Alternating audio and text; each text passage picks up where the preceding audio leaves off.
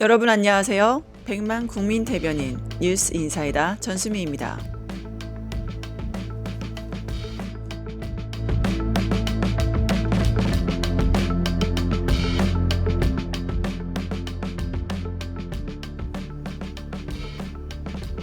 지금 대한민국 한 가지 질문 앞에 서 있습니다.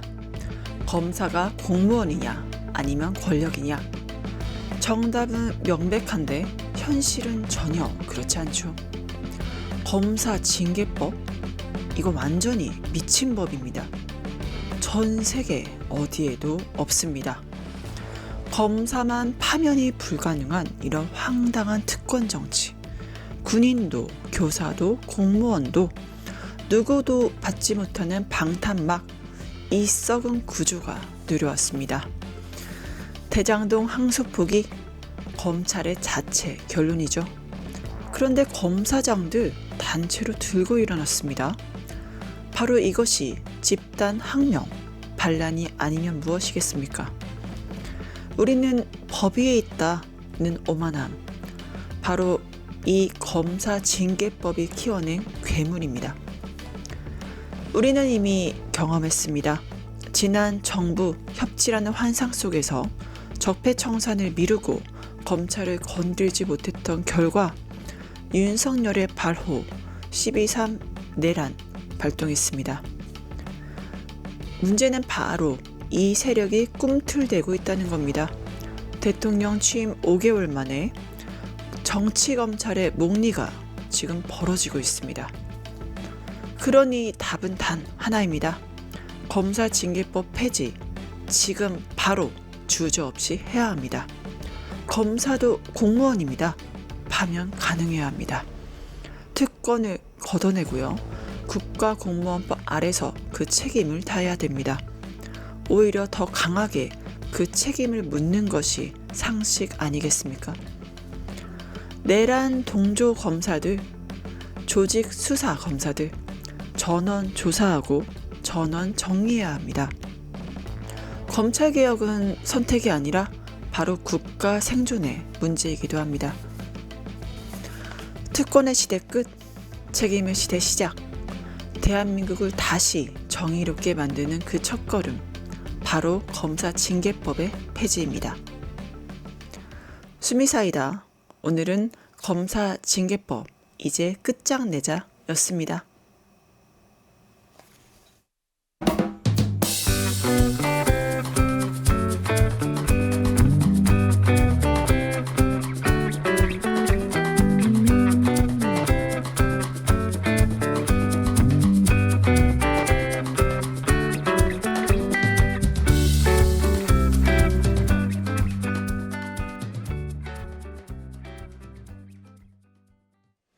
네, 정치에 대한 날카로운 분석과 해안을 구해보는 시간이죠. 정규재 시선 시작하겠습니다.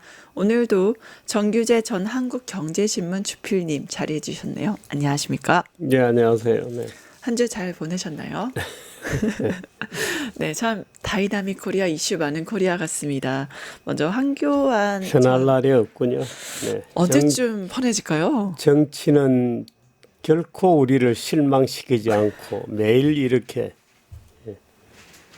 아니 그 미디어에서 코미디 프로가 없어진 이유가 바로 정치 때문이다 이런 말이 있거든요. 코미디 프로도 없어지고 드라마도 별로 인기가 없죠. 예. 예, 정치가 워낙 재미있고 예, 정치가 재밌고 또 웬만한 막장 드라마를 넘어서는 엄청난 뭐, 예, 드라마다.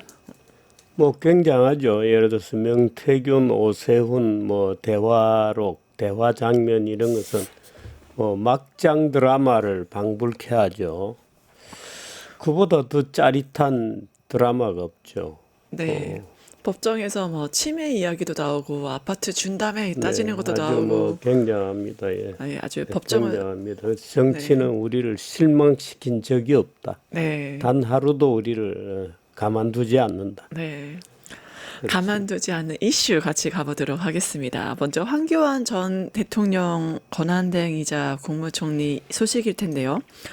특검 10일 압수수색 뭐 계속 조사를 거부해온 한 전 총리 체포했고 구속영장 청구했는데 이게 무슨 일입니까? 기각됐다고 합니다. 어떻게 보셨어요? 저는 이 기각이 될 수도 있고 네. 또는 기각이 안 되더라도 나중에 재판에 가서 유죄가 되기 어려울 거다 이렇게 봤습니다. 예. 왜냐하면 이 우리가 명백하게 구분해야 할 것은 지금 이 황교안이라는 사람은 자연인입니다. 그러니까 개인이죠. 그러니까 이 사람이 무슨 법적인 책임을 져야 될 또는 법적인 권한이 있는 위치에 있질 않아요. 네. 그러니까 자기의 정치적 입장을 아주 자유롭게 표현하고 있을 뿐이지. 네. 예를 들어서 뭐 일반인들에 대한 무슨 명령을 하는 입장에 있지도 않고 그렇습니다. 그래서 특히나 지금 황교안 본인은 제가 이런 표현을 하면 참 너무 심하게 얘기한다 이렇게 얘기할지 모르지만 일종 황교안은 제가 볼 때는 약간 종교적 몰입이라든가 또는 종교적 환각 또는 종교적 환상의 상태에 있습니다. 네. 이제 그런 상태에 있는 사람이 마음대로 떠드는 것을 법적인 잣대를 들이댄다고 하는 것은 좀 무리가 있다 이렇게 보는 거죠. 그래서 그 말이 옳다 그러다 이런 뜻이 아니고 네. 황교안이라는 사람 자체는 개인이고 네.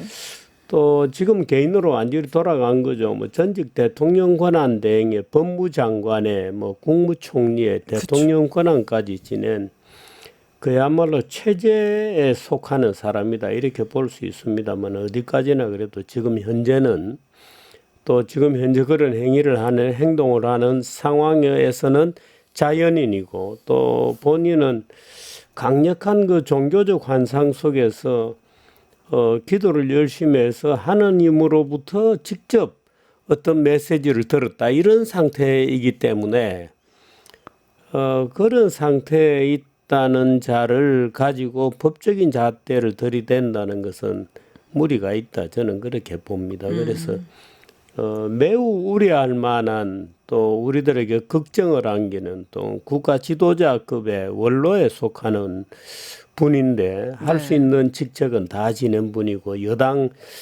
지금 야당의 대표까지 지낸 분이 아무 얘기나 함부로 하고 있죠.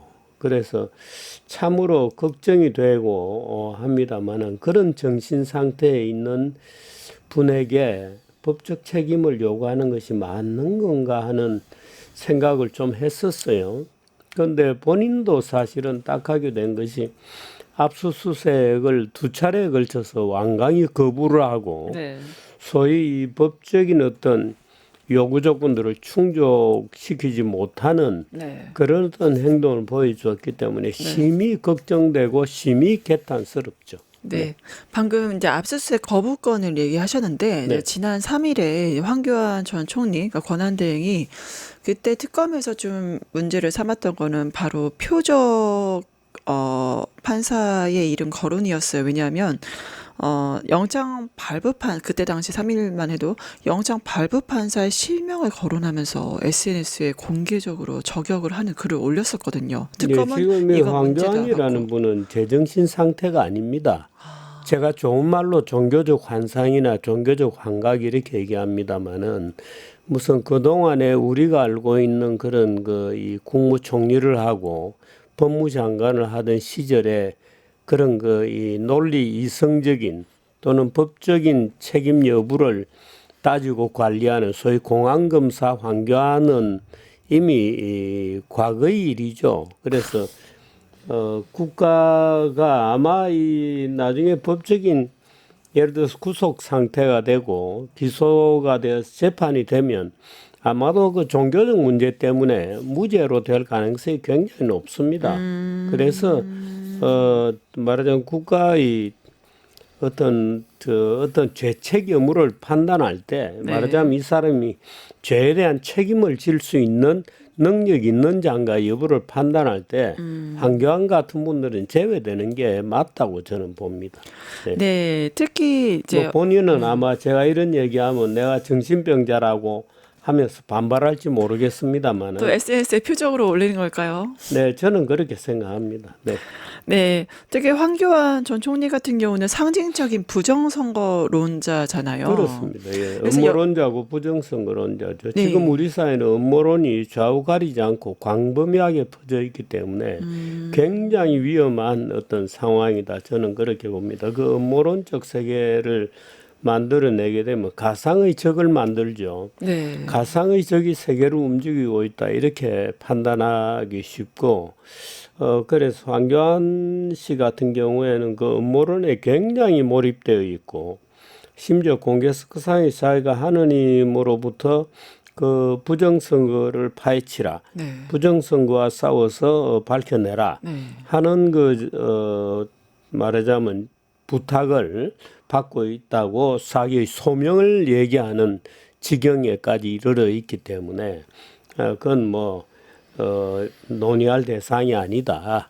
이렇게 봅니다. 물론 뭐 우리나라의 기독교에 지금 광범위하게 보수 기독교단에 소위 부정선거론이 광범위하게 확산되고 있어요. 그런데 그는 한국 기독교의 저는 어떤 몰락이라고 보고 한국 기독교 전체가 굉장히 위험한 어떤 사고에 함몰되어 있는 것이다. 이렇게 봅니다. 그 기독교인들은 현실을 굉장히 가볍게 보는 독특한 그 세계관을 가지고 있죠. 그 진실은 하느님에 속한 것이고 하느님의 역사가 뭔가 이 배경에 우리가 모르는 어떤 우리가 현실의 합리적인 논리로 이해 안 되는 어떤 신의 어떤 의도가 깔려 있는 거다 이렇게 생각하는 버릇이 있죠. 네. 그 신의 위치에 지금은 중국이 앉아 있는 겁니다. 그러니까 협중이 성립이 되고 중국이 대한민국을 마음대로 주무르고 있다.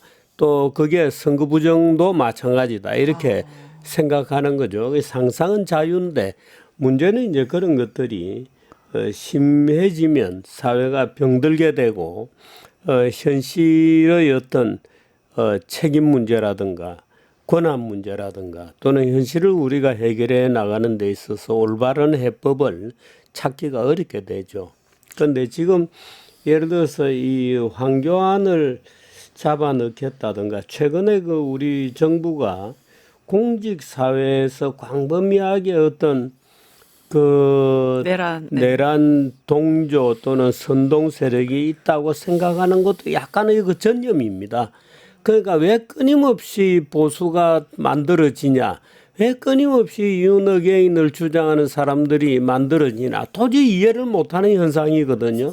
그러니까 그 뒤에 뭔가 있을 거라고 자꾸 지금 생각해요.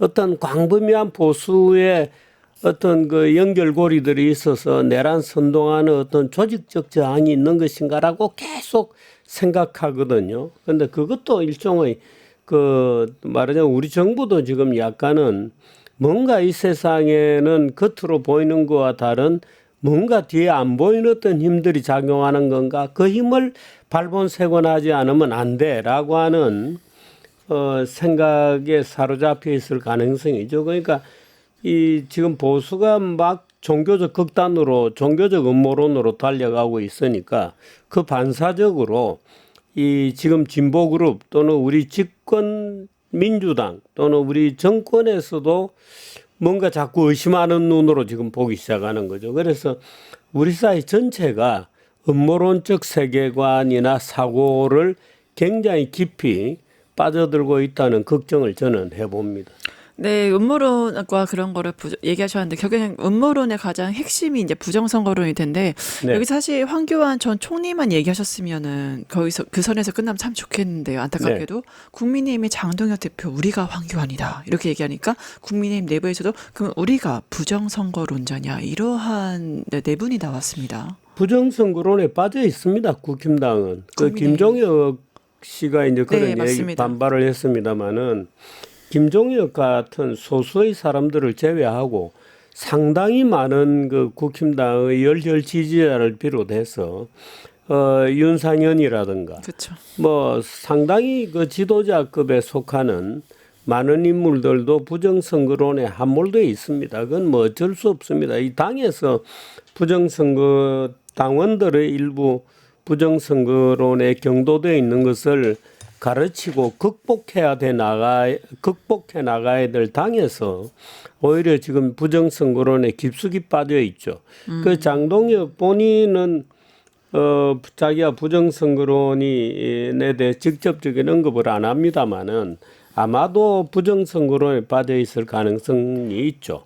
예를 들어서 뭐 윤석열 대통령부터 네. 굉장히 이 부정선거론에 깊이 빠져 있었기 때문에 사실은 부정선거론에 대해서 잘 알지도 못하면서 부정선거론에 빠져 있는 거죠. 그러니까 개엄하는 그날 선관위 전산실에 요원들을 밀어넣는 것을 보면 이 사람이 부정선거론에 대해서 잘 알지도 못하면서 선관위 전산 서버를 뒤지면 뭔가 나올 것처럼 무지에 사로잡힌 착각을 하는 거죠. 제가 그걸 보고 부정선거론에 대해서 알려면 정확하게 알아야 되는데 부정선거론에 대해서 정말 알지도 못하고 선관위를 덮치면 뭔가 그게 부정선거의 증거가 있을 거라고 착각하는구나 하는 생각을 했습니다마는 윤석열 대통령을 비롯해서 부정선거를 부정하는 사람들, 말하자면 합리적으로 생각하는 사람들은 당에서 차례차례 쫓겨났습니다. 이미 쫓겨났고. 예, 이미 쫓겨났습니다. 그래서 이 대통령이 부정선거에 대해서 계엄 당일날 선관위에 그 군인들을 보낼 정도에 이르려면 본인도 여러 가지 질문들을 그동안 했을 거 아니에요. 네. 그래서 여러 가지 질문들을 하면 부정선거에 대해서 아닙니다. 라고 설명하는 사람들은 뭐 이거 예를 들어 공천에서 배제되거나 뭐 다 밀려났죠. 그러니까 지금 당은 사실상 부정선거론에 포위되어 있고 김종혁 같이 부정선거론을 부정하는 사람들이 오히려 소수일 것이다. 저는 그렇게 봅니다. 네. 그러므로 저는 뭐 이 국힘당에 대해서 늘 그런 강경한 입장을 보이고 있습니다만은 국힘당은 자력갱생은 이미 불가능한 상태다. 저는 그렇게 봅니다. 네, 스스로 회복이 불가능한 상태라고 네. 국민의힘 평가하셨는데 이게 저는 개인적으로 한교안 전 총리랑 좀 얘기를 나눈 적이 있었는데 저는 목사님 같다는 얘기가 생각이 들었었어요. 근데 네. 저는 지금 미친 개와 싸우고 있습니다. 이 발언 듣고 이게 이분이 하신 말이 맞아? 굉장히 세게 말씀하셨잖아요. 그러면서 예전엔 사실 윤석열 대통령의 호위무사 자처하면서 서부지법 폭동 일어날 만했다 이런 말씀도 하셨고 내가 싸우는 상대는 또 특검이 아니다 여러 가지 이제 발언을 좀 하셨는데 이거를 저희가 어떻게 좀 해석해야 될까요? 글쎄요, 이제 그러다 보니까 야 도저히 안 된다, 뭐 구속을 시켜서 입을 닫게 하는 게 좋지 않겠느냐라고 누가 생각을 한 것 같은데 특검에서 생각을 한 것 같은데 저는 그런 방법으로 이 문제가 해결이 안 된다. 오히려 예를 들어서 법적인 조치를 하거나 뭐 말하자면 뭐 여러 가지 어떤 강제력을 통해서 입을 닫게 만드는 일이 벌어지기라도 한다면 본인은 순교자를 자처하게 될 겁니다. 그렇네요. 네, 이게 그런 식으로 해결되지 않는다는 것을 저로서는 얘기할 수밖에 없고 한교안 본인이 자기는 지금 미친 개와 싸우고 있고 내란 자체가 없었다 뭐 이런 얘기도 하는 맞아요. 정도이거든요. 그러니까 이건 뭐 이 자기 생각과 보는 것의 어떤 이 현실에서 일어나는 일들에 대해서는 평가를 안 하고 있는 겁니다. 평가 중단 상태에 있고 뭔가 그 뒤에서 그 커튼 뒤에서 뭔가 중대한 일이 어떤 진행되고 있는 것처럼 본인은 지금 환상하고 있는 거예요. 그러니까 눈앞에 보이는 예를 들어서 뭐 12월 3일의 뭐 군사 변란이라든가 군대를 동원한 정권 예를 들어서 뭐 쿠데타라든가 내란적 획책 이런 사실에 대해서는 굳이 자기의 인지 구조 속에서는 평가를 하지 않는 단계에 지금 가 있는 겁니다. 그러니까 그런 분을 데리고 정상적인 논쟁이나 법적 책임을 논의하는 것은 좀 어렵죠. 네, 맞습니다. 그리고 또 박성재 전 법무부 장관 구속영장이 또 기각됐습니다. 이건 어떻게 좀 봐야 될까요? 글쎄요, 지금 이 특검이 말하자면 구속영장을 좀 남발하는 경향이 있습니다. 왜냐하면 특검은 조금이라도 관련된 자를 다 발본색원해야 되겠다고 하는 것으로 접근하고 있거든요. 근데 사실은 그렇습니다. 이 지금 이 공무원들에 대한 저 헌법정신수호 태스크포스 만든 것도 그렇습니다만은 말하자면 특검이라는 차원에서 내란 특검 차원에서 보면은 도처에 그런 어떤 연락망이나 이런 게 깔려 있는 것처럼 보이고 그렇거든요. 그런 식으로 말하자면 우리가 조직 관리를 하게 되면 공무원들은 모든 동창회 향후에 이런 데 참가를 금지시켜야 됩니다. 그렇죠. 근데 물론 과도한 면이 분명히 나는 존재한다고 봅니다. 저처럼 이 동창회 이런 데는 절대로 안 나가는 사람이 있는 반면에 죽으라고 그런 데를 찾아다니면서 연주를 찾고 정권이 바뀌면 뭐 전화번호부터 땡겨가지고 가서 아부하고 줄 서고 뭔가 뭐 맞춰 보려고 애를 쓰고 하는 사람들이 줄을 서고 있는 것이 현실입니다. 그건 뭐 정권의 이쪽 저쪽을 가리지 않아요. 근데 그런 사람들까지 다 발본색원한다 그러면은 예를 들어서 그 굉장히 중요한 정치적 자유 또는 표현의 자유 또는 정치적 의사 표현의 자유를 침해하는 또 다른 어떤 횡포가 될 수도 있습니다. 또 다른 어떤 강제되는 기준, 말하자면 윤석열이 그런 기준을 우리에게 강제했듯이 또 다른 강제되는 기준이 될 수 있기 때문에 예를 들어 박성재 같은 경우에는 제가 느끼는 것은 이런 겁니다. 물론 제가 구체적으로 박성재 개인의 예를 들어 12월 3일을 전후한 행동에 대해서 뭐 시간대별로 알고 있는 정도는 아닙니다만은 일반적으로 느껴지는 것은 박성재 같은 경우에 단순히 수명자로 본 것이 아닌가. 법원은 말하자면 특검은 가담자로 보는 거고 법원이 구속영장을 계속 기각시키고 있는 것은 이건 다툼의 여지가 있다. 네, 맞습니다. 가담이라는 것이 명백하지 않고 단순히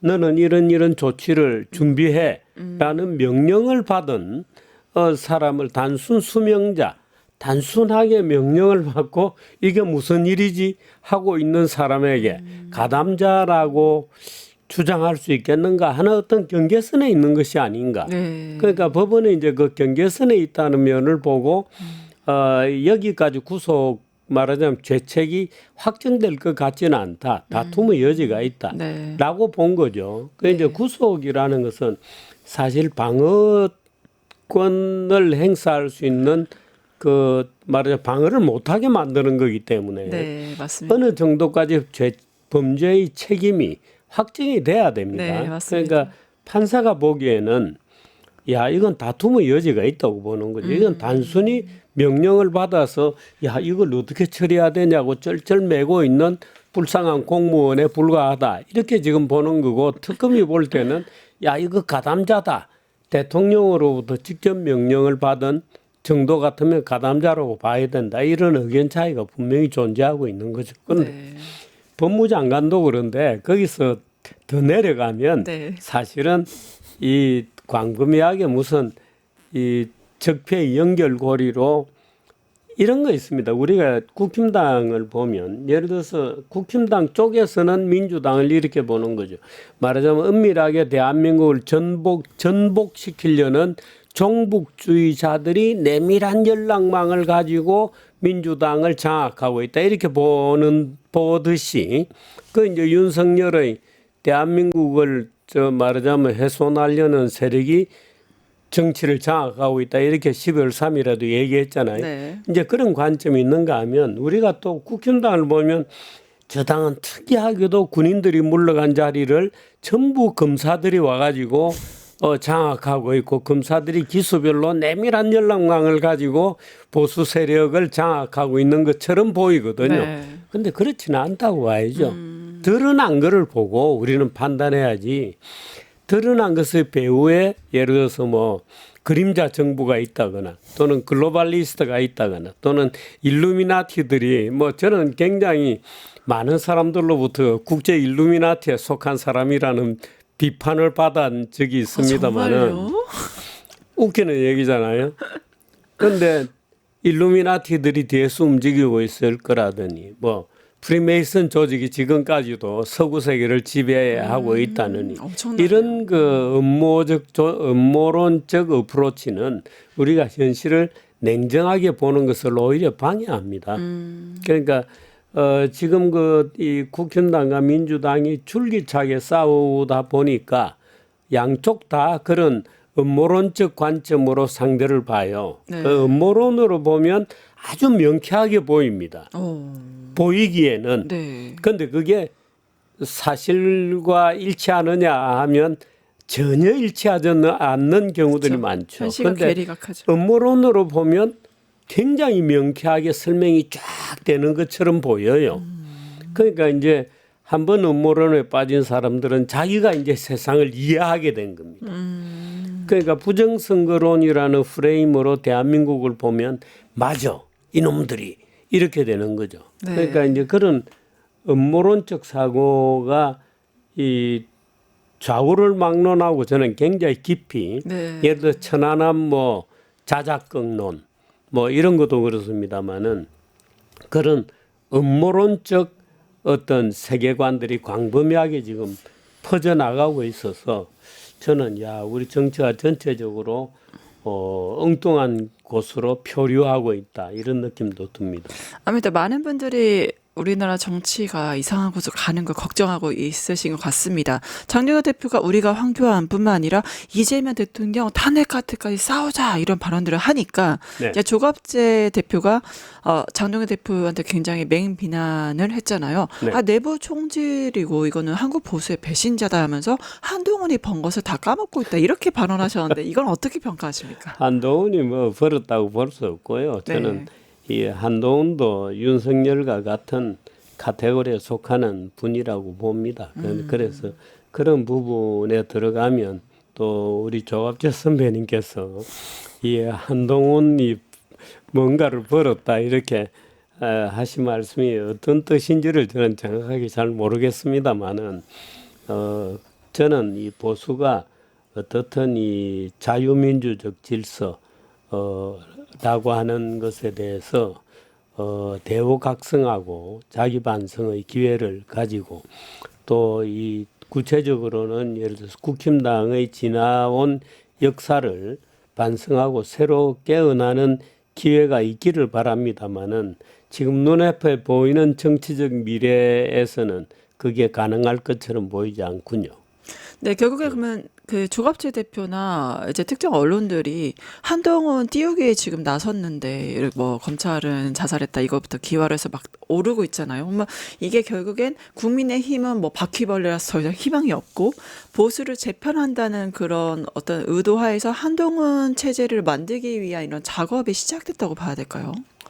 글쎄요, 저는 워낙 사람이 없다 보니까 한동훈에 대한 어떤 자연적인 이 대체물, 그럼 누가 있느냐? 당장의 선거는 다가오는데 아마 이런 생각일 텐데 네. 저는 당장의 선거라는 생각을 잊어야 된다고 봅니다. 네. 보수가 제대로 다시 깨어나려면 당장의 선거는 있고 처음부터 새로 시작해야 된다. 풀뿌리 운동부터 새로 시작하는 것만이 보수를 구할 수 있다 이렇게 보고 지금 보수가 걱정되는 분들은 국힘당을 개비를 해서 쓸 수 있다는 생각은 버리는 것이 맞다고 저는 봅니다. 저는 이 한동훈 체제, 한동훈이 말하자면 자기 어떤 권력 과정 속에서 윤석열과 상대적 갈등을 빚었던 것이지 한동훈도 기본적으로는 윤석열과 똑같은 유전자를 가지고 있는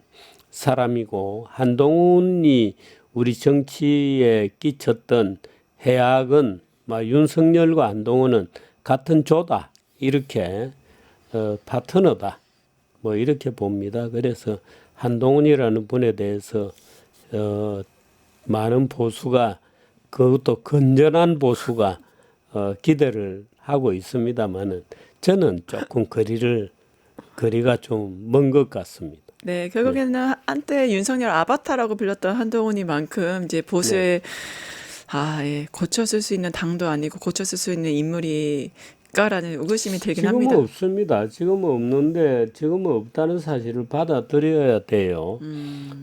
그리고 민주당은 민주당 스스로가 지금은 민주당이 마치 국힘당에 대해서 정당성이 있는 것처럼 보입니다만은 지금 우리가 새 정부가 들어선 지 6개월인데 민주당은 싸우는 것 말고는 보여준 게 없잖아요.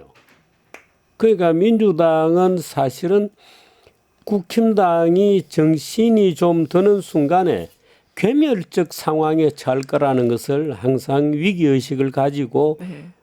전국을 봐야 될 겁니다. 네. 그런데 민주당은 지금 이제 국힘당이 저 모양이니까 국힘당이 비겼어. 우리는 좀 낫지 않나. 상대적 우위가 있다 이렇게 생각할지 모르는데 지금 국민들에게 보여주는 것은 집권당으로서의 모습이 전혀 아니거든요.